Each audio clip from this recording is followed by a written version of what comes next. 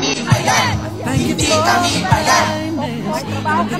Ngayon, ang sinasabi ng Marcos administration, wala raw pagkakamali sa pagsuko nila kay Presidente Duterte sa mga dayuhan. Tama ba yan? Bakit kinakailangan ang mga dayuhan ang maghusga sa isang Pilipino sa krimen na nangyari sa Pilipinas? Ang sabi nga ni Presidente nung siya'y hinuhuli, mas ninanais kong mamatay kesa husgahan ng mga dayuhan. Kaya nga po importante, ipatuloy natin ang pagkita ng suporta ni Presidente Duterte dahil alam nyo na ang salaubin niya sa kulungan sa Netherlands. Pinakamalungkot sa kanya na nalabag ang soberenya ng bansang Pilipino dahil ngayon mga dayuhan ang maghuhusga sa krimen na di umano'y nangyari sa Pilipinas.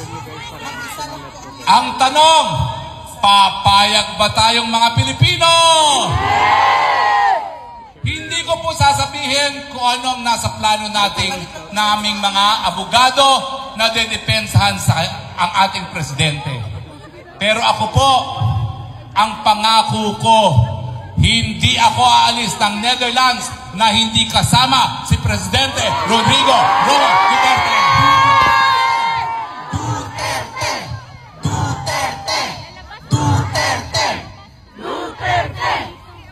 Ihanda nyo lang po mga bigas ninyo, mga tuyo, mga adobo, dahil ako po ay matakaw.